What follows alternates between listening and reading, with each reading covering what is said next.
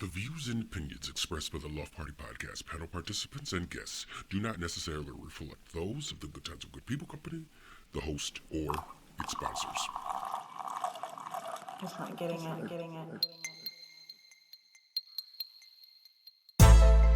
Welcome everybody out there in podcast land. The Good Times with Good People company proudly presents the Loft Party Podcast, where it is always about good times, good people, and good talk. Now that you've received your invitation, the best way to let us know that you're in attendance is to download the party or become official by joining us on Facebook, subscribing on YouTube, iTunes Podcasts, or Google Play Podcasts. Good. Thanks for joining us. Grab a cocktail, light a cigar, or whatever you like to smoke. Share us with your friends, and make yourself at home. I'm your host and moderator, Rio, and let's introduce today's panel. Hey out there in podcast land, I'm your host, Rio, and welcome to the Loft Party Podcast, episode 68. What's wrong with the Democrats? Have the Democrats learned anything from the campaigns of President Obama or Bernie Sanders?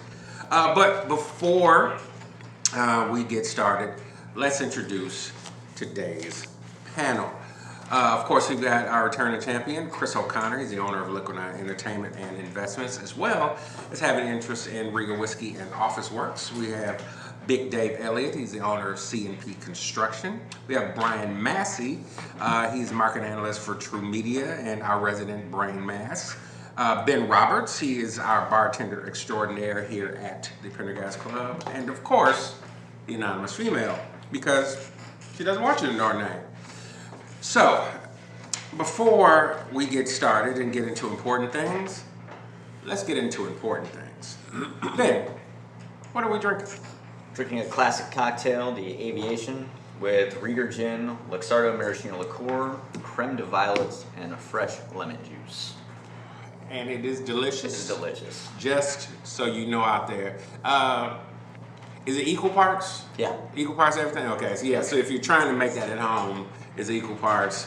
I'm going to say that's an ounce of everything. Yep. Knock yourself out. Precisely. Unless you're making a 32 But it's much it's much better to come up to the Majestic Steakhouse and have it yourself.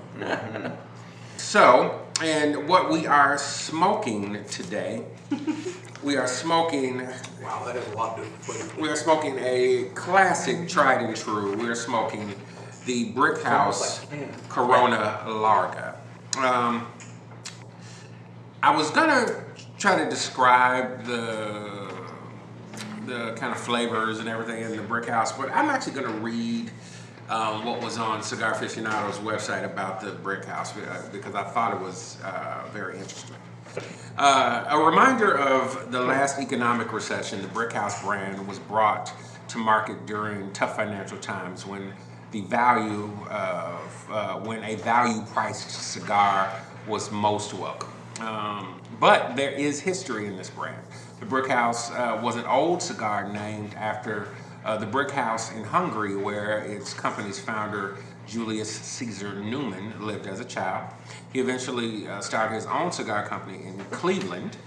Why you start anything in Cleveland, I don't know, but whatever. No offense to anybody out there listening in Cleveland. We love you. Go Cavaliers. Anyway. Your river's not on fire anymore, so.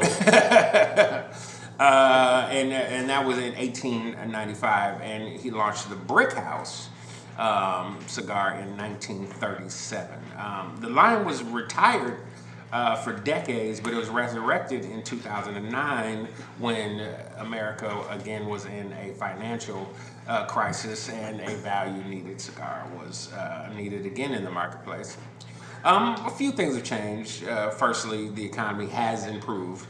And secondly, it's now produced in Newman's factory in Nicaragua, but it's still a great bargain, and it scores really high on Cigar Aficionado at 93 points. But I think the best part of this cigar, not only is it a really good smoke, but it only retails for about $6. About $6. So I smoke them on occasion. So please, if you are a cigar smoker and have not tried a Brick House, please go out there and try yourself a Brick House. I think you'll enjoy it, and that's what we're smoking.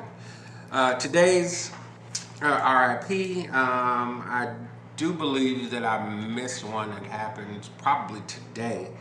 But what I had on my list was Barbara Sinatra. She was 90. It has her down as an American fashion model, showgirl, and philanthropist. But I think she was best known. Yeah, exactly. But I think she was best known as Frank Sinatra's fourth and final wife. Besides Nancy Reagan? Now. Who was a showgirl that figured out how to spend his money on charity. There you go. Okay. She did a lot of good things, actually. Yeah. She was very philanthropic.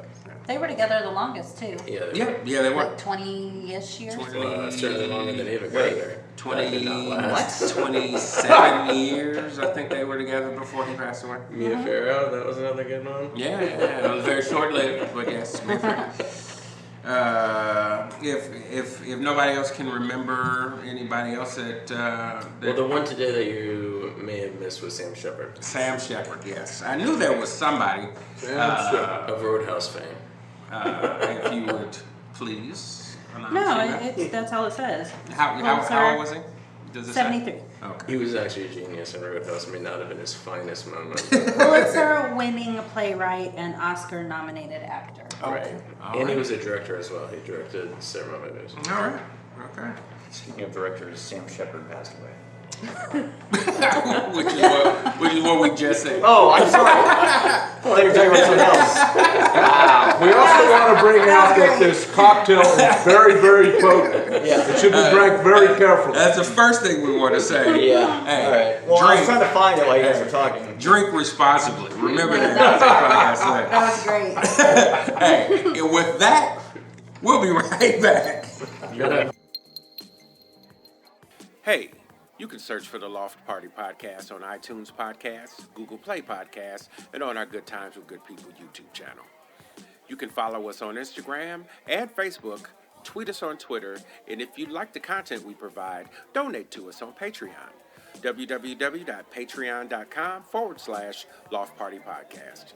You can find all of our links below. And now back to our regularly scheduled program.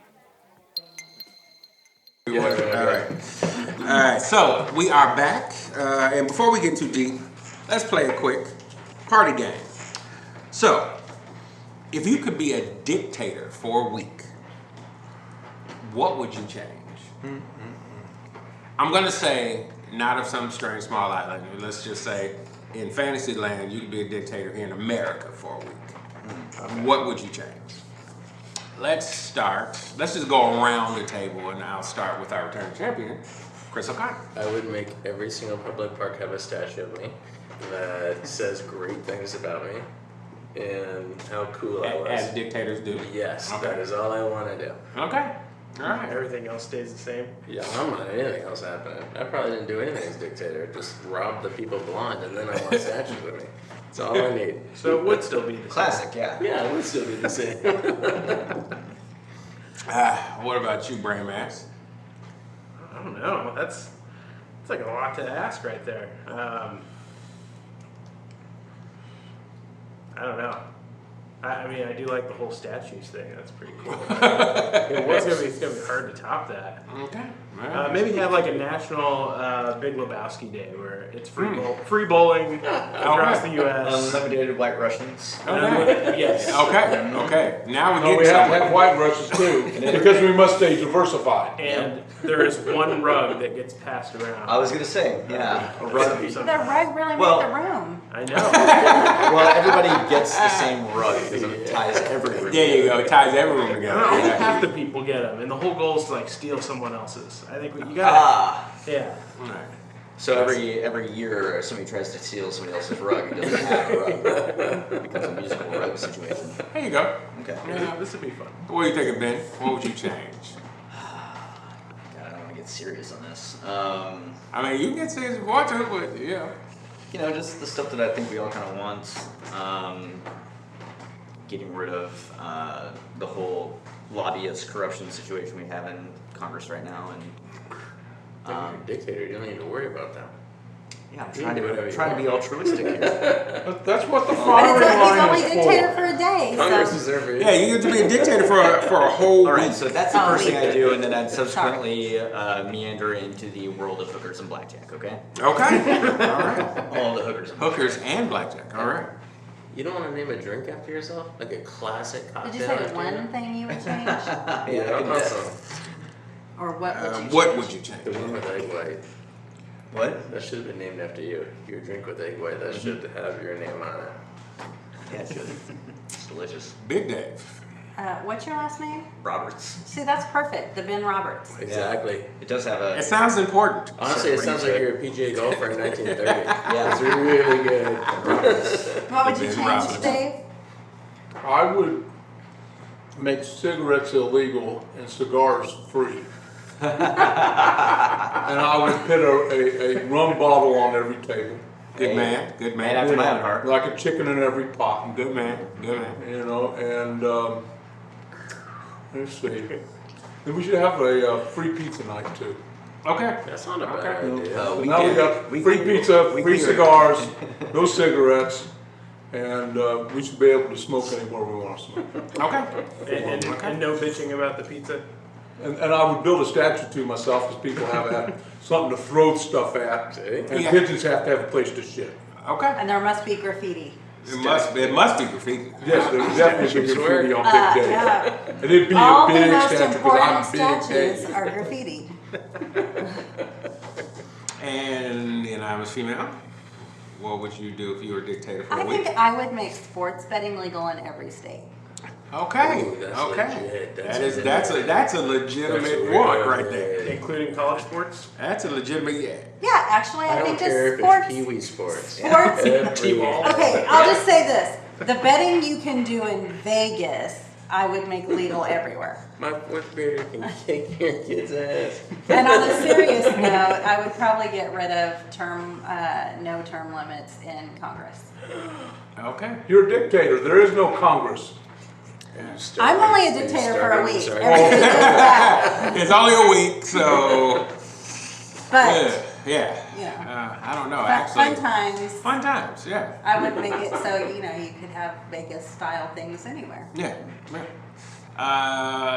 Okay. So I don't know what I do except all of your suggestions sound good, but I would make. Mario Day a national. Which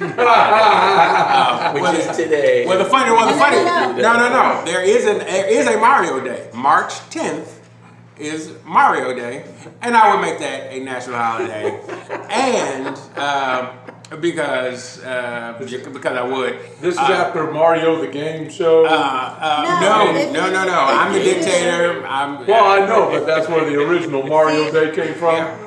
March 10th. Yep. I'm a little slow today.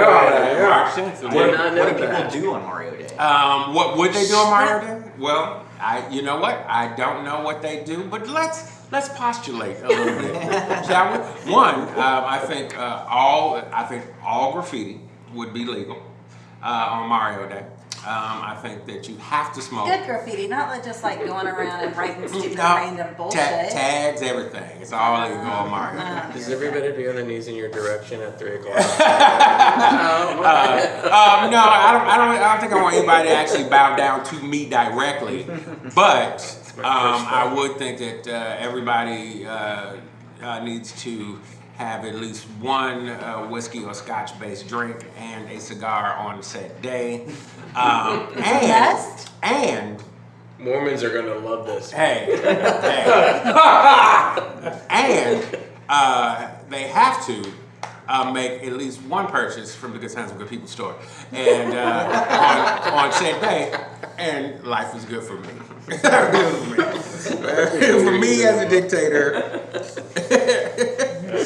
And now you know why none of us are dictators, because we would do stupid and selfish things with our time. But we'd have fun. But we would have a good time, which is what this kind of thing is kind of all about. Yep. And with that, we'll be right back. Hey out there in podcast land, we would not be doing our duty if we didn't acknowledge the sponsors of the Loft Party Podcast, the Majestic Restaurant and Jazz Club, and the Majestic's Pendergast Club. The Majestic carries on Kansas City's tradition of great food and jazz. Let them show you why they are the classic Kansas City steakhouse experience. 931 Broadway, just 3 blocks from the Kansas City Convention Center. J. Rieger & Company, a Kansas City distillery. Whether whiskey, gin, or vodka, neat or on the rocks, J. Rieger, Kansas City, sipping good since 1887. C&P Construction, Kansas City's premier wood framers, 50 years of quality framing and craftsmanship. Just email david.cnpservice@gmail.com and start building something new today. And our friend and frequent guest, Lane Boland. Thank you all for all that you do. Time to rejoin the conversation. We are back, and okay, here we go. Party politics. So, today's topic, of course, is what's wrong with the Democrats, and of course, have the Dems learned anything from the campaigns of President Obama and Bernie Sanders? But we would be remiss if we did not talk at least about a couple of things that actually did happen this week. One, Reince Priebus resigned as the He resigned. Totally Chief of Staff. Yeah, I'm gonna. Well, resign is a loose term. Under no duress at all. Exactly. Resignation. But he is no longer the chief of staff at the White House. And then just today, the person who seemed to force said resigning, Anthony Scaramucci, got removed today. So now we don't have Priebus or the Mooch. And, Did you guys see that they have a new chief of staff? Well, yeah, John Kelly. General Kelly. Mm-hmm. Yeah. Which is actually not a bad move.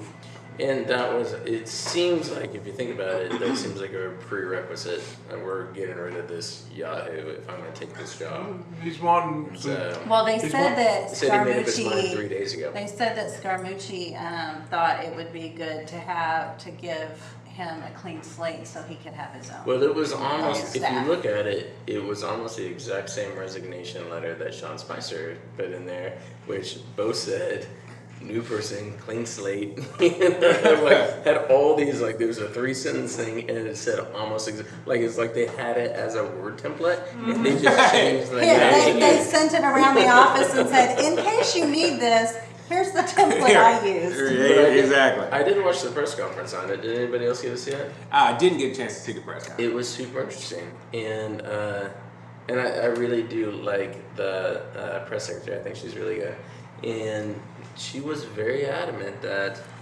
it was essentially Trump's decision, but based on General Kelly's recommendation, and that they really did, like, he dug his own grave, which I do feel bad for him about, because he's had a shitty 2 weeks, man. That kid had a kid, he sold his business, he's getting divorced from his wife, and then he gets fired all within 10 days. Well, I'm in the like, that true tradition of the Trump White House, he didn't know how to keep his mouth shut.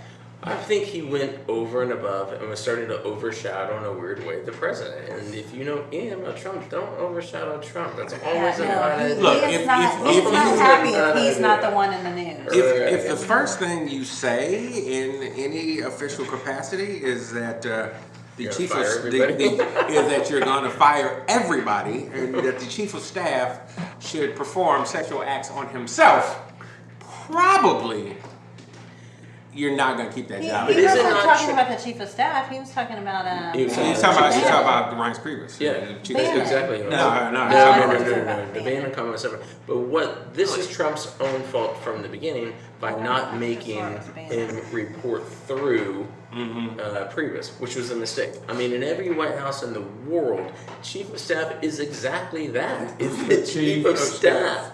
So everybody underneath the president reports through the chief of staff. And he screwed up by letting this moron, this guy truly is a moron. General His Kelly. business was taking hedge funds, repackaging them as hedge funds, and then reselling them.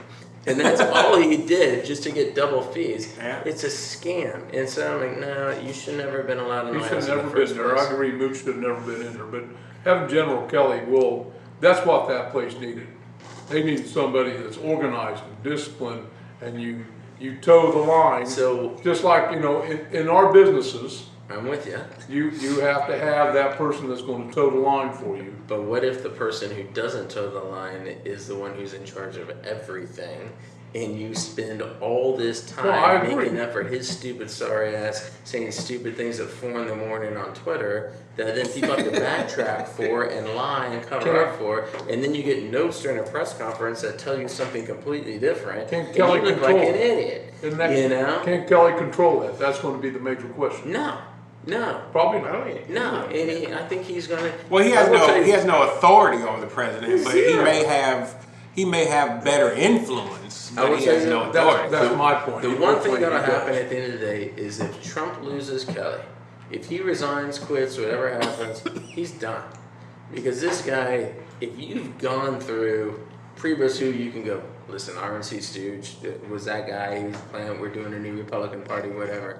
If you burn through General Kelly, especially if you do it within 6, 8 months, a year, you're screwed. I agree with that. Yeah, nobody's this going kind to of his do last. You're an idiot. I will agree with you. This is kind of Trump's last deal. I mean, honestly, you're putting out a temp ad for just chief of staff at that point. Let's see what comes in the door. Nobody's going to go to work for him if he just keeps firing. No, I mean, And you have to develop trust. In my business, trust is one of the greatest factors. That doesn't mean that, I had a foreman recently, wasn't towing the line. Believe me, I spent the last 2 weeks in the field. I had a whole bunch of them heard from me. so I've heard this. But you have to establish that every once in a while. I didn't have to fire anybody, but I did have to put the hammer down on them. I mean, I've fired a lot of people, but what I think that they're trying to compare it to is like Trump in his head thinks he's being very Lincoln-esque by making a team of rivals with different viewpoints, and they kind of compete against each other. Because Lincoln certainly did in the Civil War. It was a massive time in history when you needed these different opinions, and he was great at keeping them all in check, and for the most part, some of the chiefs maybe not, but the rest of them all did pretty well under that system. But this just sounds like he's just putting them in like American Gladiator and going, okay, kiss my ass, whoever kisses my ass is the most wins. I don't really care, and it just seems ridiculous. Well, if that's the case, we really need some cameras in the White House so we can have a reality show. They got the Nixon. It would be an operated reality show on TV. I mean, it almost sounds as if he's conducting the White House as if it were a reality Like show. it's competition. Yeah, like a competition show. And every week it's like MasterChef. Somebody's gonna get booted off because your spaghetti sucks, and then you're gone. You and get it's like, shocked. dude, that is not good. That's not the way to run a country or a business or anything else. Jeez. It's gonna be interesting. It's gonna be fascinating. So sorry for. You can also go back to a tweet from I think it was 2012 where I think Obama went through 3 chiefs of staff in his entire presidency, and Trump was complaining that it was a huge mark of his incompetence. It does go sideways on all of them sometimes. It's we just hard talked to about- find that person that you feel is supposed to be your right-hand man or gal. Yeah, And but you can't. It's a hard job. It's a It's a hard, It's a hard job. so you have to give that, I give credit for Priebus hanging in there that long. I just was a little surprised that he did hang in there that long. Actually, I was a little surprised he was I here think for the 6 whole months RNC too. requested him to stay in there that long I because was they thought surprised maybe Spicer hung around for as long as he did. Yeah, but he was fun to watch. I don't know. I loved his press conferences. If Some of anything, they were them entertaining. was just a free for all. I mean, it was just Sorry, Brian. This is actually pretty cool to watch. Yeah. No, what were you thinking? We talked about we talked about Reddit the other day. There is a subreddit called Trump Criticizes Trump, which is pretty funny. There are posts on there where anytime Trump does something, there's a tweet that happened like 5 years ago that he is criticizing Obama for the exact same thing, and people just that's all the subreddit is. Yeah, and I that's think funny. they said something Yep. about the. Yep, that's exactly where I got from. That's right. that actually is the art of politics. I mean, like, really. Yeah. And one of the That's things is, before you're president, you don't know what you don't know.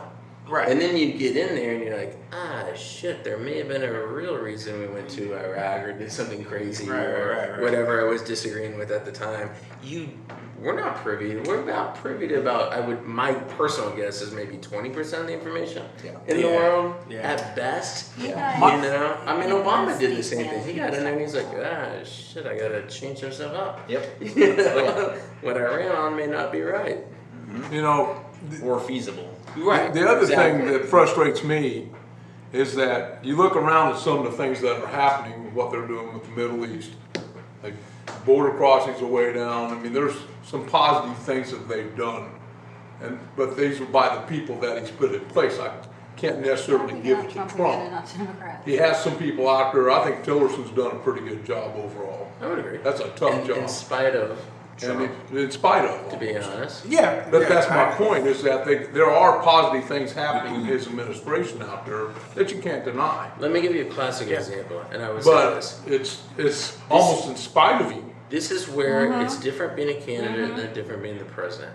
So when you're a candidate, you can go, we're going to get tough on China. They are a currency, devaluer. They're screwing with us. We need to put pressure on them to fix the North Korea thing. Maybe we think about imposing harsh sanctions on China, blah, blah, blah. And everybody goes, that sounds like you're really tough on China. This is amazing. Really, in reality, if we were ever tough on China, do you know how bad that would screw up our economy? It would be horrible for us. It'd be bad for them too, but it'd be horrible for us. It would put us into a massive recession if we ever really did that. And they would be in one too, and then we'd both be fighting each other over it. But our hands are tied. So really, when you say they I hold have so the much of solution- our debt, Oh my and It would be worse for us than it would they be hold for them. they hold so much of our debt, and half, and I'm being liberal with saying half, the products that America purchases are all Chinese. If we really got tough on them and imports stopped, and they start calling in the debt, They can't. they can't do it. It's the same reason Bill Gates, as the world's one of the wealthiest men, can't cash out of Microsoft. It's because you devalue the stock, Right. and you're worth a fraction of what you were worth. I don't know if anybody saw, but for this week, Jeff Bezos was the world's richest man for 2 hours. Yep. yeah. And Wait, it was by just the 2 end- hours? By the end of the day, it was gone. Oh, wow. Yeah, I mean, it was Like all how because far then gone? Amazon dropped at the end of the day because they missed their earning expectations, and $3 billion later, he was once again the second wealthiest man in the world. I mean, it's just a bizarre thing. Yeah. It's what happens when you have paper money. Yeah, You're not that. That's our relationship with China. Yeah. If China really wanted to get tough with us, we'd screw them, and if we really want to get tough with them, they would screw us. Yeah. And that's why you've seen Tillerson, well, they talk and they try to get something to happen in North Korea, but they really haven't gone too far one way or the other. If you notice, it's really almost maintained status quo. China's trading with North Korea was up 30+% last year, and And it went up another 20% they- this year so far. They have no signs of slowing down. They aren't slowing down, they've Propping up that increased. shit ass regime, and eventually it's going to cause a major problem. Those missiles cost a lot of money. The problem when it's going to be bad, we're beyond a military solution at this point, because they are getting closer. They're within 2 years, by most accounts, of being able to launch a nuclear-armed missile that would actually reach America. Well, their missiles are going into water right now. Every time one of those missiles go into water, how much does that cost? It doesn't matter. They are so much further along than we actually thought they Oh, were. I agree. Don't get me And wrong. they have escalated that progress to at least 2 years in Oh, yeah. advance of what we thought they could do, which means within 2 years, they could certainly reach the American mainland, which would be I thought horrific for it America. was Hawaii right now that they can reach. They can reach Hawaii and Alaska. Okay. I've always been They amazed cannot by reach Yeah, it can't reach the mainland. Yeah. Okay, so Yeah. okay, we got to get to the actual topic at hand. The Dems. So Okay. Here's my kind of issue with the Dems. Dems. Dems.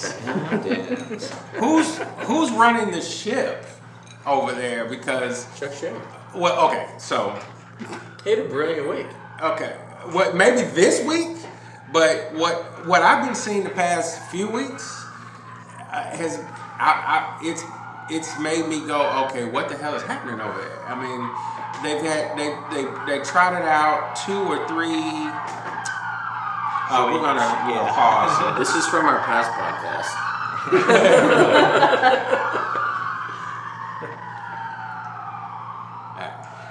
So they trotted out 2 or 3 different slogans. All of them they went from bad to mediocre.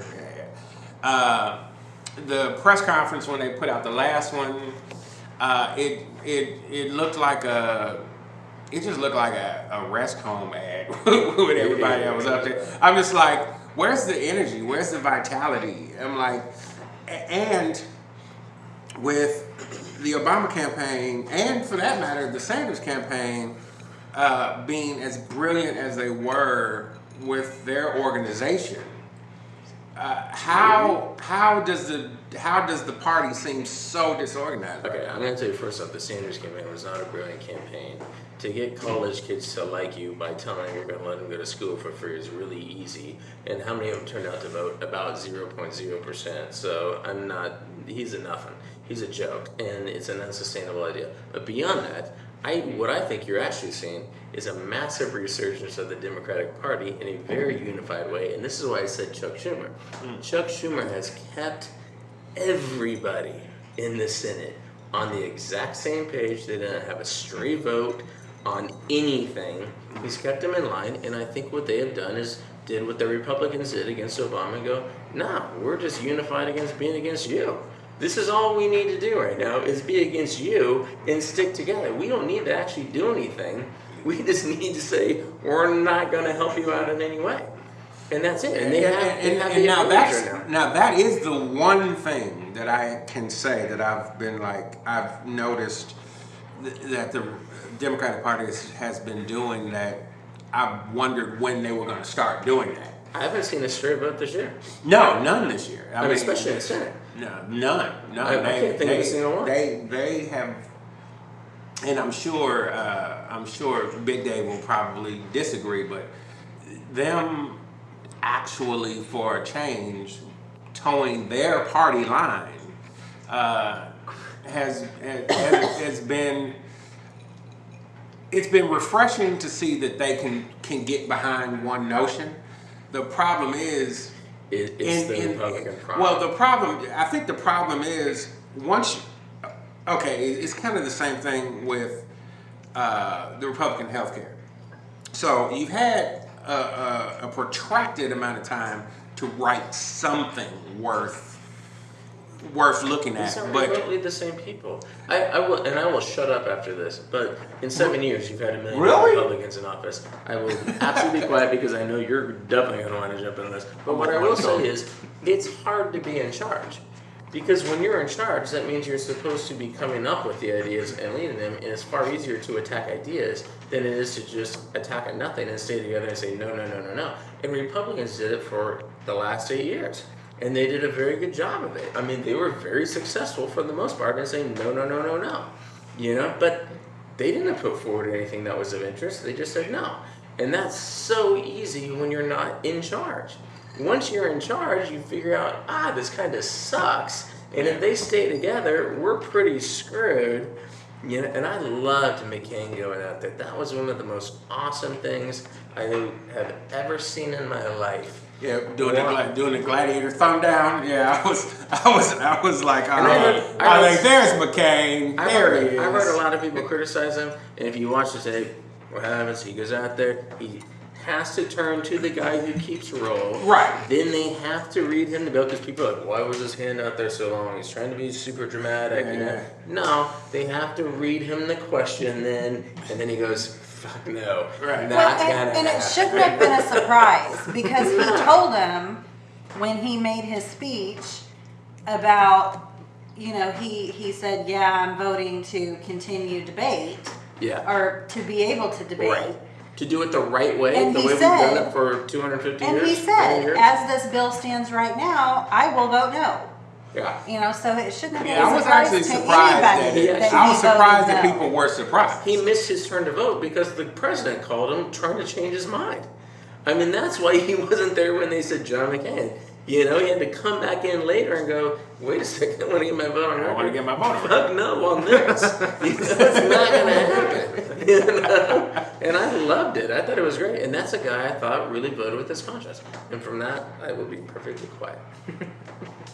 So I think that, I assume what we're really talking about is what happened with the Democratic Party when Donald Trump got elected versus, well, the fact that we tried to push Hillary so hard, and that's why we're in the present state of affairs, right? A little of that, and a little that now that he. Okay, so my fear is that if Trump does not last out his presidency, and so we get President Pence. two to 3 years of President Pence, what is the Dems' actual platform?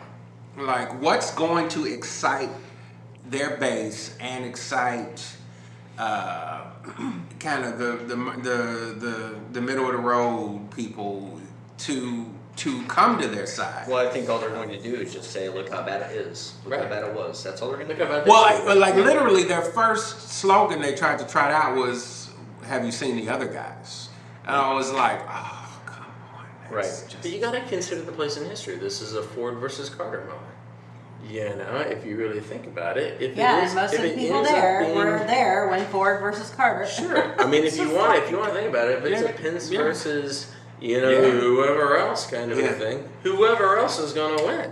But I truly think that they are so far removed from general population that they don't get how to connect. Like any of them? Like Yeah, Dems or Republicans? Yes, but I think that we saw it with the Republicans, and they're kind of trying to. I mean, whether right or wrong, they are trying to connect with Joe Schmo on the street. Yeah. Which is kind of where I. But lead now a you lot. see it. Now it's maybe because it looks like, or whatever, that the Republicans are finally connecting in some way. That it's like this glaring spotlight. But I don't think that either one of them have done a good job with connecting to the people. And I mean, we read that article about most Democrats. Most normal, everyday voting Democrats don't know what their Democratic Party stands for. And I mean, there's I'll send it to you. I think I sent it to you, Chris. They know the big three. I don't think so, because most of them, when they polled them, it was, we don't know what they stand for, or we just think that they're against Trump. We know it's welfare, abortion, and the environment. Everybody knows. Same way that Republicans are always pro-life. I don't think everybody tax knows cuts, that, though, because when was the last time you heard them talk about any of that? That's what they literally. In any election, you need to talk to about 7 to 10% of the voting population. That's about it. That's the swing vote in every election. Every election is based on 7 to 10% of the people that are really, truly. Did you read that article I sent you? Yes, I did. And it even says in there that they failed to connect in a way that got young voters or minorities out to vote. Two traditional categories who never turn out to vote. So if your strategy But is they're based at on counting on them to come out and vote, that's completely wrong. But I people love it. JFK won because of the young vote. We were so excited. America is Camelot. No, he won because But you the Chicago mob see rigged the young election. people and you see minorities out, at all of the rallies, and you see them talking. They don't and you see all register to this, vote. They don't register to vote I and don't show know. up. That's the problem. That is the biggest problem. I don't agree with that. I mean, statistics like I would said, just bear it out. In the poll that this article is about, that does what you're saying. Polls of Isn't people relevant. who haven't voted are not the same as polls of people who actually turned out and registered and did all the stuff you need to do to vote. And That's polls can exceptionally be different. misleading in that aspect. And they were all completely wrong, with the exception of the professor at USC who actually nailed it and said, no, statistically, Trump's going to win this by far. I think it's an interesting party dynamic on both sides right now, because you look at the Republicans and they are having a lot of different factions. And all the different factions don't necessarily agree with each other. And that's not necessarily a bad thing. You got this is kind of the way it's supposed to be. They shouldn't be lockstep. I mean, Obamacare is Affordable Care Act is having major issues. I think it'd be very difficult to fix it. What they were coming out with all their bills and the Republican side was not a whole lot different. I mean, this is not where we go to fix health care issues. And when you look at the Democrats, I mean, you had Hillary as a leader, you had Obama as a leader, you got Bernie Sanders. I mean, Bernie Sanders was, not even a year ago, was talking about the virtues of Venezuela. It ain't working out too good. So, but the Democrat Party has become very old. And I think they are kind of disconnected. I think the general public, middle America, has kind of been awakened a little bit. I think they have a stronger voice. I think you look at some of the poorer areas where they keep voting for the Democrats time and time and time again, and those areas keep suffering from the same maladies every year. It's the same thing. They always go in and promise the world. They really don't get anything, and I don't think the Republicans do any better about helping them. But I think it's kind of to Chris's point. It's one thing to go out and have your voice and yell about it or protest or whatever, but if you're not going to the poll and voting, then shame on you. But what happened with the Republicans and why Trump got elected is because a lot of people went to the polls and they didn't vote. And this is, I think this totally blindsided the Democratic Party. He lost the popular election. Yeah. That doesn't matter. He just went to the right place. The bottom line is he got elected. That's the bottom line. And this blindsided the Democratic Party. They are really went into chaos. Some of them went totally off script, out in outer space with some of their comments. Maybe so, but I'm dying to know what the two youngest people here think. And if you know more people your age who are Democratic or Republican, and which way they normally go, especially when they're younger, and if they actually turn out, vote, and register to vote, and do the things that are required to be able to cast a vote. To be a citizen. Do you know that many people who do? It seemed to me like a lot of the people that I knew did, in fact, go out and turn out and vote. A lot of them, so I'd say the majority of them actually showed up at the primary and voted for Bernie Sanders, and then neglected to vote for Hillary. Yep. Mm-hmm. Didn't show up or didn't vote for Hillary?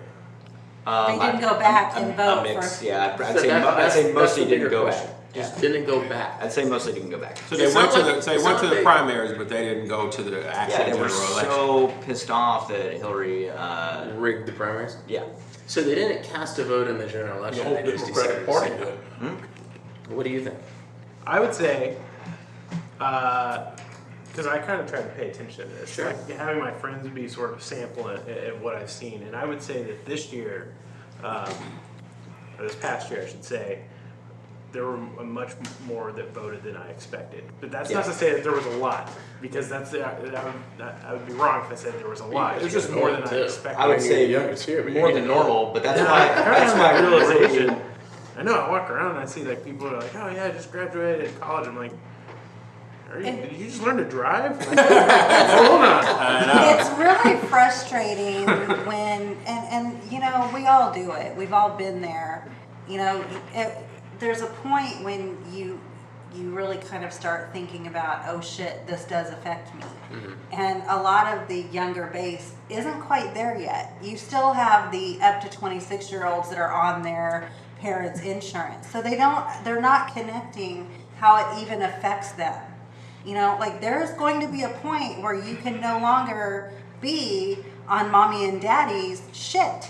And I think you need to start thinking about that before it affects you, not after. Yeah, good luck getting kicked. I think young people Yeah, get it. but I mean that's why I'm saying You are right. we are all, we've all been there, we've all done that. I was really shocked that Trump so handily won Jackson County.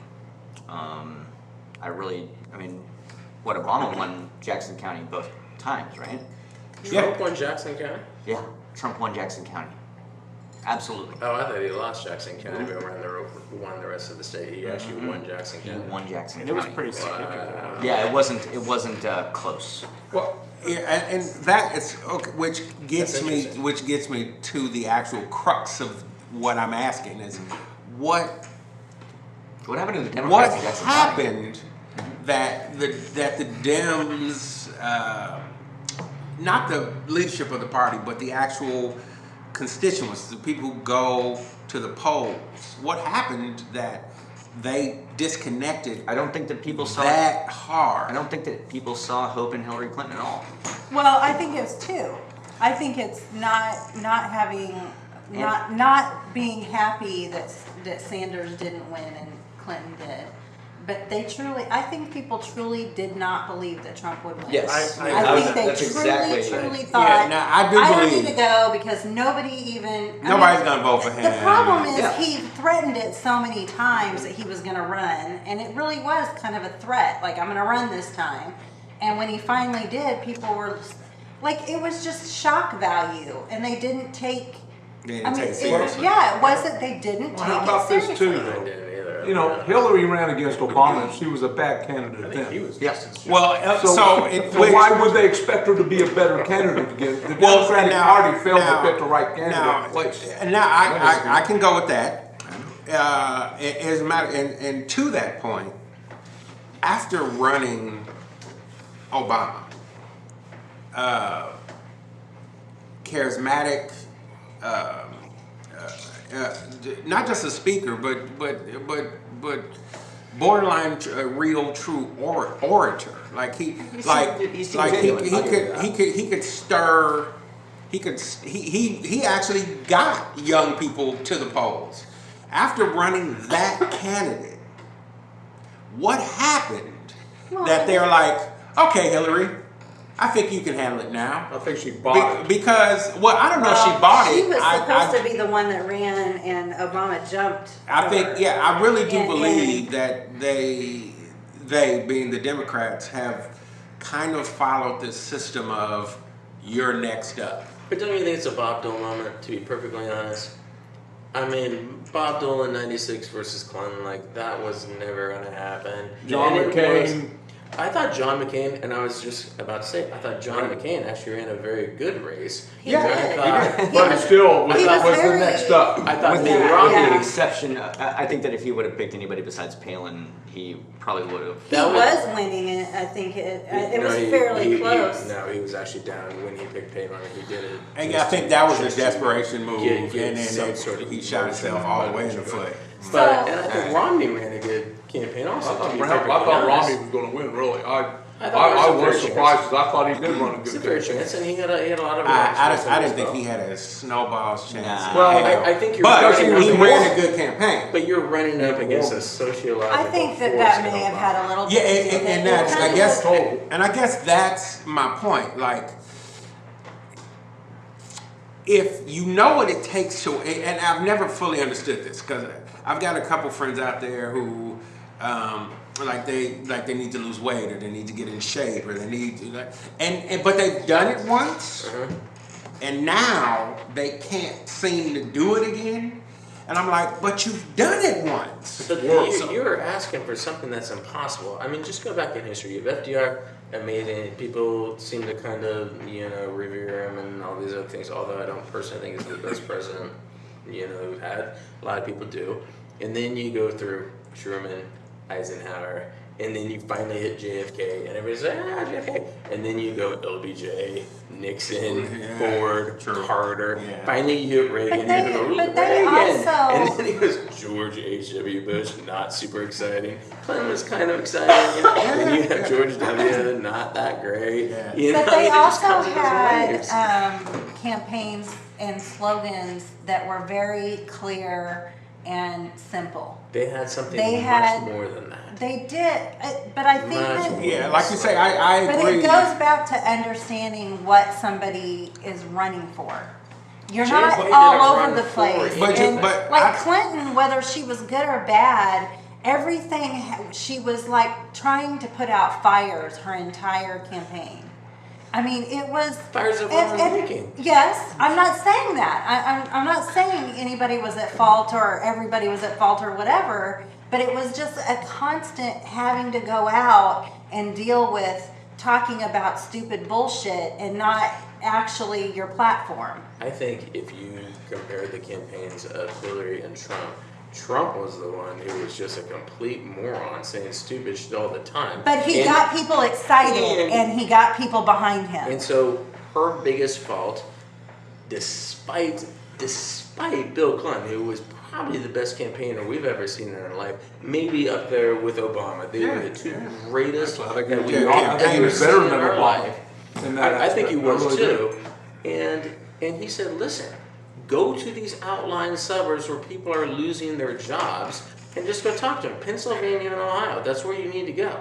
And she never went. She just didn't go.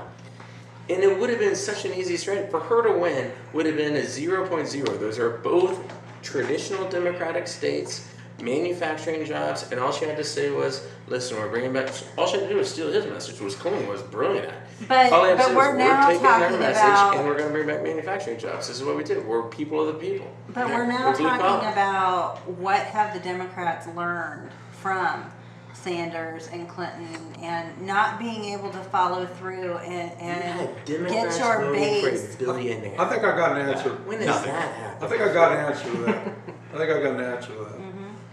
You've heard me talk about balance. And I'm big on it. Balance in life, balance in marriage, balance in business, balance overall in government. You need balance. And I really think the Democratic Party got really hung up totally on social justice issues.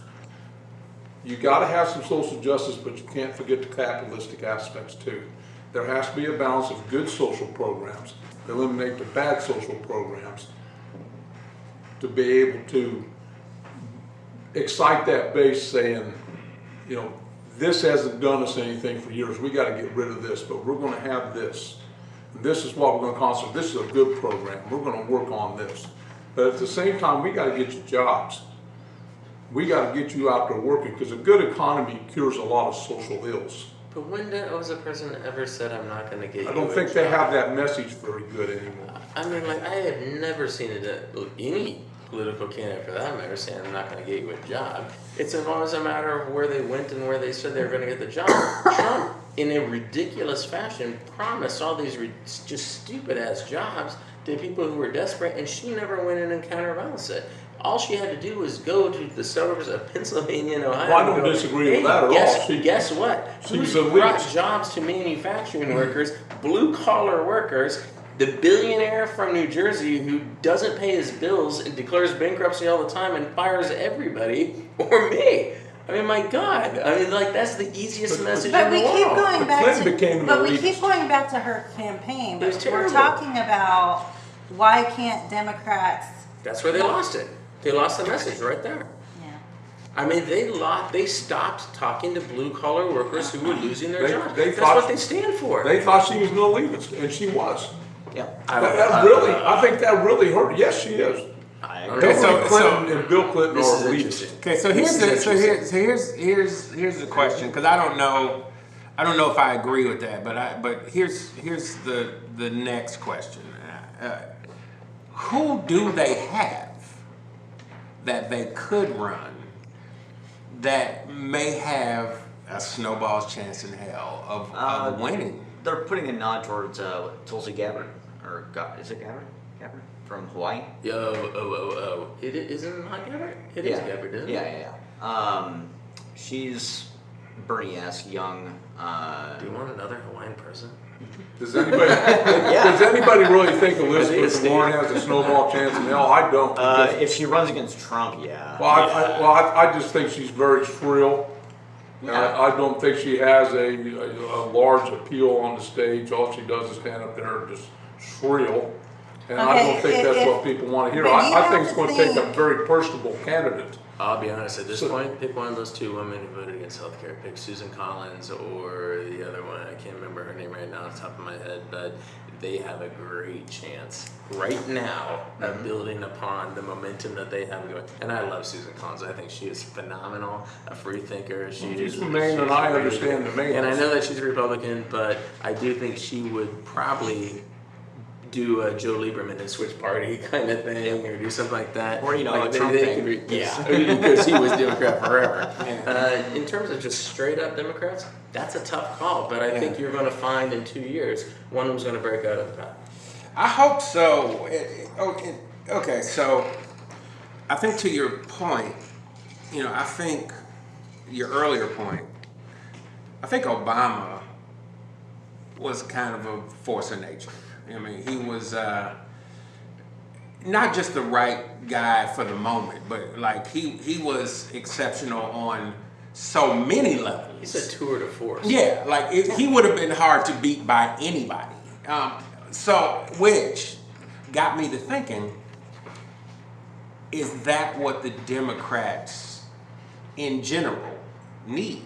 They need somebody with that level of dynamism that they can really rally behind.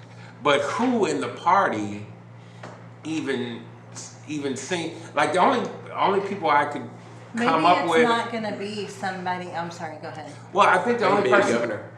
Well, and I'm thinking the only person I'm thinking right now that is universally liked in the Democratic Party and has the ability to speak, and you can tell that he's coming from as genuine a place as any politician can, is probably like Cory Booker. He's like the only, but I don't know if he wants to or is ready to, or is old enough even to. He's old enough. Because you got to be 44 or 45. 42. 42? So Okay. I think the weird question to me is going to be, and this is where I think both Obama and Trump had some problems.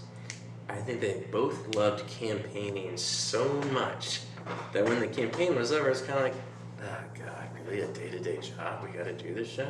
I know I wanted the job, but really, now I got to do it. Now I got to do it. It kind of sucks. And I think Obama's had clearly more success, and I would honestly make the argument that Obama, as a constitutional lawyer, had more respect for the office and the institutions than Trump has. Yes. But given that, I still don't know. I think it's hard to be both. It's hard to be a great campaigner and also a great day-to-day guy. Because campaigns are exciting. The balance. Campaigns are awesome, and you just want to win. And then once you win, you're like, shit. Yeah, God, like I this got to guy- do They're all going to say whatever they got to say to get in. Oh, crap. And then Yeah, you're right. He was surprising you not. He's surprised. reality of the presidency is a big baseball bat, and every time you get up in the morning, it whacks you right between It's the the eyes. TR big stick. It's a big stick. TR based it. And this is the presidency, and I think that's a real good point. I think a lot of them will suffer from that when they get in there. Bill Clinton really suffered from that early on in his years. Sure, because he loves the challenge. Yeah, and then he let Hillary started messing with healthcare, which was a total disaster for him. He couldn't keep her at bay. It was Bill a never better been plan real than what good we at have controlling now. Hillary. Better plan than what we have now. So, I mean, her ideas well, were I brilliant. didn't say it was a great idea, but I said she's the first lady. It's not something that was traditionally the first lady would attack. Well, most traditional And first ladies so have not been that lawyers. turned a lot of older female people off because they were saying, she's the first lady, what the hell are you She doing? was absolutely qualified to come up with that bill and lead that charge. She knew what she was doing. She's exceptionally smart. and again, was a lawyer, knew the law, Oh, and had worked in Washington. But that didn't matter because at the time she was still just the first lady. That to me might be the most insulting thing that I've ever heard anybody ever say, is that she's just a first lady, as if she can't do anything else. She has the public eye, and she's clearly a But the brilliant traditional woman. first lady was just the first lady. And I agree. Every first lady has a cause that they rally behind. Yeah, they all get But put on it kids was losing generally weight. No, they don't. It was generally a cause to No, they help. don't, because Eleanor Roosevelt Keep would be reading. the exception. Most of them get put on the Fat Kids in America panel, and that's what they do. Well, don't forget, Bush Eleanor Roosevelt didn't. She went through did all the war zones. education. She was out there with the war zones. She would go out. Eleanor? Yeah, Eleanor Roosevelt toured the war zones.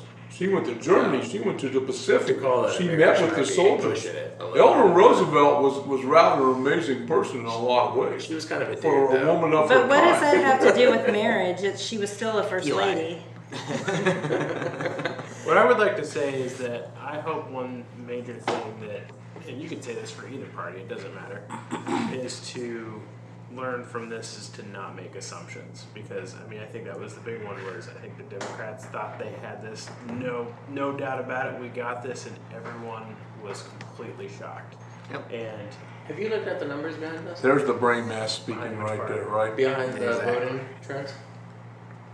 I mean, not specifically. I didn't know if you had or not. Oh, just no, 'cause I knew just, you had data. I just know that, that, yeah, they had the popular vote, but, but it was close enough that that doesn't necessarily matter. Well, Racism he played a better game of chess with the specific counties that he was going to need to win than she did.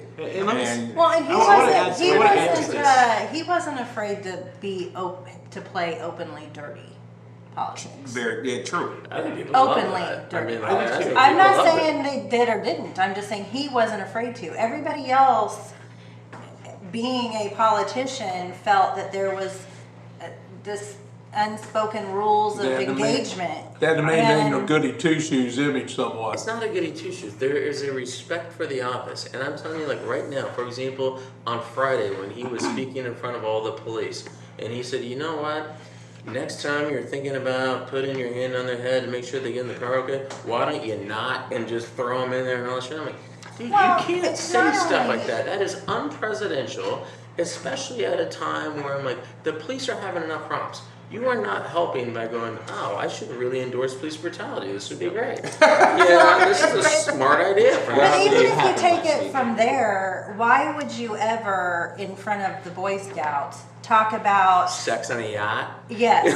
I'm like, there's just certain behavior, I mean, I'll talk whether with you're you the guys about sex president on or a yacht all not. day. I'm not going to go to the Boy Scouts. Yeah, not going to go to a Boy Scout meeting to do it, though. And you He's good kind- on script and he's really bad off God, script. Yeah, I'm with you with and, that. and Great he on- doesn't, but he's he great on doesn't know. script. But that's the thing with him. He just can't make himself stay on script. If he it stayed on kills script, him. he would It- be an extremely presidential president. But this will be interesting to see His how speeches long when he's on Kelly script are sticks. phenomenal. Yeah. This is why I think it'll be so interesting to see how long Kelly sticks around as a general who's used to very much following the orders, keeping things disciplined and in line, and you've walked into the monkey cage at the zoo and people are going crazy everywhere. That's going to be nuts. Yeah. I think with that, that's probably a good place to put a pin in this segment. So, if anybody out there in podcast land, we definitely don't have any answers about Oh, God. what they can do to fix Fix it. this, yeah. Leave But- your comments below. Yeah, yes, but please leave your comments below. We'd love to hear what you've got to say. And with that, we'll be right back. Hey, you having a good time? Let me introduce you to a couple of my media brothers. First, www.americathemixtape.com, a cipher on American politics, society, and culture. And where'd I get that mixtape? Of course, www.cornerbodega.us, purveyors of urban culture. Come on, let's get back to the party. And we are back. And before we get out of here, let's talk about today's sugar, honey, iced tea. Of course, that is the things that I, or a member of the group, have found that are really cool, aka the shit. And today's sugar, honey, iced tea is birthday! Happy birthday, and it just so happens that not only was it my birthday recently, it is my birthday today, podcast day. And so I want to say that I won't hold any of us long in this segment, but I will say birthdays are the shit, and my birthday, I feel, is the shit. And with that, I'm going to end this podcast in the way I end all podcasts, and that is with the toast that started it all for me, and that is the good times with good people.